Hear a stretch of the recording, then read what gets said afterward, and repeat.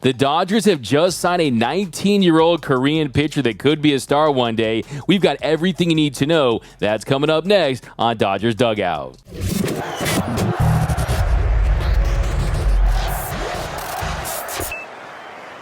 What's going on, Dodgers Nation? D-Mac here. You can follow me on Twitter and Instagram at DMac_LA or X if you want to call it that, whatever. Just follow me at DMac_LA. If you haven't yet, be sure to subscribe to the Dodgers Nation YouTube channel for all latest Dodgers news and rumors all year long. Subscribe to the #1 Dodgers YouTube channel. Be sure to hit that subscribe button, hit that notification bell. And if you really want to support the channel, hit that like button. We got tons of giveaways this month. We're giving away a brand new authentic Mookie Betts jersey valued at $350. So more info on that tomorrow. But if you want to win, you have to be subscribed. So it's for new subscribers, old subscribers, everyone is going to be eligible. So be sure to hit that subscribe button. Also hit that notification bell. And as always, I want your takes down below in the comment section. Today's Dodgers Nation question of the night: what is your reaction to the Dodgers signing Hyun-Suk Jang, the right-handed pitcher out of Korea? Let me know down below. Do you think he'll be a future ace one day for LA? I want all your takes down below in the comment section. And for our latest Dodgers news, head over to DodgersNation.com. So I know it may come as a little bit of a surprise, but fire up that signing siren because the Dodgers have signed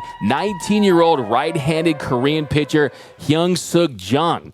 Kylie McDaniel tweeted out just now, the Dodgers are close to signing 19-year-old Korean right-handed pitcher Hyun-Suk Jang. Daniel Kim W. was first. The bonus will be around $1 million per his source. LA traded right-handed pitcher Maximo Martinez and Aldrin Batista to the White Sox for the needed international bonus pool space Friday. By the way, we will be having Daniel Kim, who is the ESPN KBO insider, on the show tomorrow morning. So we're asking him tons of questions about the newest Dodgers. So stay tuned for that. And then following that tweet, KBO_English tweeted, breaking, the man has spoken. Hyun-Suk Jang signed a contract with the Los Angeles Dodgers for $900,000. Hyun-Suk Jang said, it's an honor to join such a prestigious team as the Dodgers. I will work hard to develop as a player and repay their faith in choosing me. So how exciting. The Dodgers getting a player after the trade deadline, before free agency. This comes as a bit of a surprise to a lot of folks out there.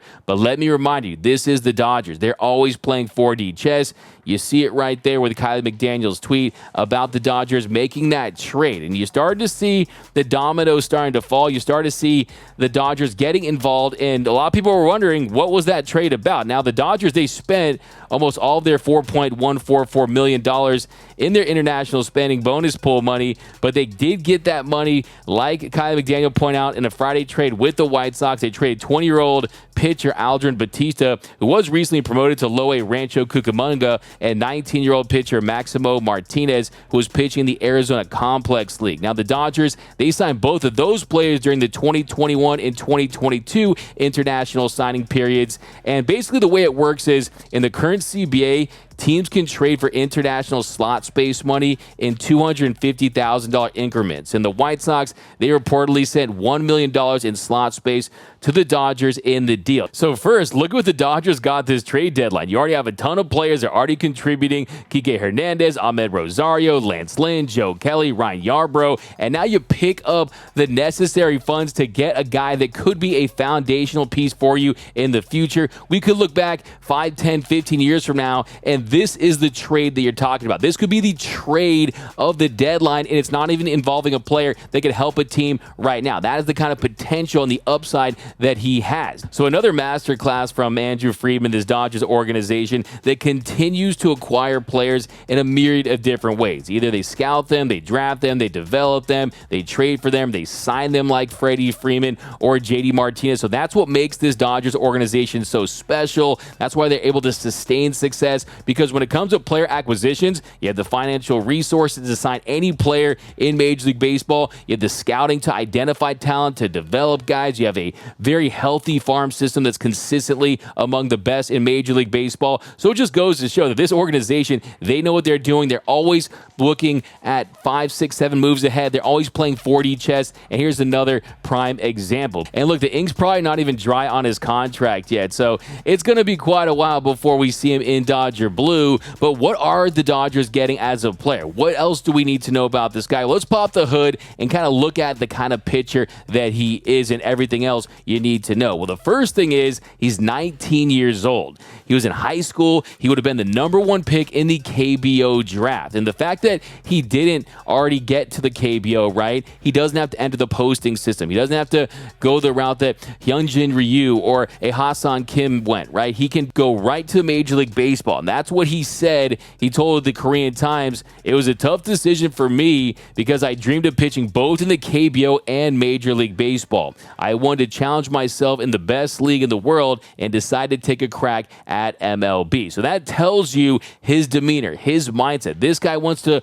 perform on the biggest stage and learn from the best coaches in the world, the best development team in the world, and that is the Los Angeles Dodgers. Also, I think it's important to note that he worked with the Korean version of Driveline. That's one of the reasons why his velocity has gone up. Now, if you look at where he started, in junior and high school, his velocity jumped already. I mean, he had a fastball in the low 90s, and it's now clocked in at 96.9 miles per hour. In an interview with Spot TV earlier this year, Jang said he was, quote, greedy and wanted to go over 99 miles per hour. So I don't speak fluent Korean, but I'll translate that. He wants to throw 100-plus miles per hour. He wants to break radar guns and throw triple-digit heat. So he's saying that, hey, I got velocity now, but I have room to grow. I want to be a fireballer in my career. And as you would expect, he was absolutely dominant in high school, posting a .33 ERA in 27 1/3 innings of work, throwing close to 97. If you look at his pitch mix, those that upper 90s fastball with a slider, also has a changeup, a curveball, and a sweeper. So his sweeper is really his second best pitch. We know how much this Dodgers organization has been favoring that pitch along with the cutter in recent years. So that's another plus that he's going into this Dodgers organization where they're pretty much on the same page with their pitch mix and how they go about attacking hitters. I'm sure that'll change to an extent. And really, the most important thing is he was a pure international free agent, right? You didn't have to go through the posting process or anything like that. It definitely came down to international bonus pool money. Of course, there's always limitations to what teams can spend. The Dodgers were able to get that money to be able to pay them. But also, it's important to note, the Dodgers are immensely popular in Korea. They're not the number 2 or 3 team. No, they're the #1 most popular team in Korea. You see Dodgers games televised there all the time. When Hyun-Jin Ryu was there, they were pretty much televising every single game. So they're the #1 team in Korea. So I'm sure that played a factor. Of course, you know the Korean population in Los Angeles, how prominent they are. So that makes a ton of sense. That, to me, makes it a great fit as well. And also last week when he announced that he was going to sign with an MLB team, he said he didn't want to put a team in the KBO in a bad situation. So wanted to be forthright and transparent and say, hey, this is the direction I'm heading in. So I like that about him. He wants to play with the greats. He's not afraid to take his talents to the U.S., so he's willing to take that risk. That, to me, is the most impressive thing for me. This kid's 19 years old, and he's ready to start his career in Major League Baseball playing with the Dodgers. And like I said earlier, when it comes to elite pitching and development, we know this Dodgers organization, they lead the entire sport when it comes to all that kind of stuff. Also, just pitch design and sequencing, mechanics, using technology. In the KBO, you're not facing the best competition. So that would have been a little bit of a soft landing for him. I'm sure he would have still had a really nice career and would have ultimately been a major leaguer at some point. But now you fast track that process. And really, if everything works out for him, he can have a long career in the big. So, yeah, I mean, I think to me, this is something very, very exciting. This is someone that's worth absolutely getting that money to make a deal for and taking advantage of that international Dodgers brand. I think that's something that you can't discount. I can't emphasize that enough, how this is a destination for international stars. And I think in this system, we know, of course, Chan-Ho Park, Hyun-Jin Ryu. I mean, there is a lineage of Korean star pitchers that have worn that Dodger blue. And I think that if everything works out right, he stays healthy, he could be the next. So, yeah, we're going to break this down tomorrow, too. Like I said, I'm interviewing the KBO insider that really broke this story, Daniel Kim. So be on the lookout for that. But yeah, this is definitely some very interesting news that comes at a time where you're not really thinking about player acquisitions after the trade deadline, before free agency, before the postseason. But like I said earlier, we could look back 5 to 10 years from now and say, okay, this is someone that was worth going after. It's going to be a part of this rotation for years to come. And it just shows you how forward-thinking this organization is. They're not thinking 2 months ahead of time. They're not thinking a year ahead of time. They're thinking 5, 10 years ahead of time. That's why when it comes to players like Shohei Ohtani, right, it's not like they've made that decision in the last month. No, they've been angling towards that for 5 years probably, right? Nothing is by accident. Nothing is by the seat of their pants in this organization. They don't just go from the hip, right? This is an organization where everything's very calculated, everything's methodical, everything's very thought out, and that's why they are able to have success in these situations, in these signings. So very exciting to get him in Dodger blue, hoping he can be a next star, hoping that he can absolutely take his talents to the next level in this organization, and give Andrew Friedman, this organization, tons of credit. They're basically adding a second or third round quality draft pick to their class this season with this international signing, a guy that has tons of upside, a ton of star potential. And I cannot emphasize this enough, that you are, one, getting a player that would have been the first pick in the KBO draft, and two, if he would have been picked here in the first year draft in the United States, he would have been selected in the second or third round. But the best part is you don't have to use a draft pick on him. And then on top of that, you don't have to give him any type of signing bonus. The Dodgers, they paid their first pick this year, Kendall George, a signing bonus of over $1.8 million. So you don't even need to do that. So a great addition for the Dodgers. And yes, he is going to be a project. Yes, you won't see him for 4 or 5 years. We'll see where he starts. Will be low A, will be Arizona League. I mean, we'll see where he ends up. But it's still a great pickup for this Dodgers team, because look, this is someone that could be a number 2, number 3 starter. Who knows? Maybe the number 1 starter when it's all said and done. So I'm very excited about his future with LA.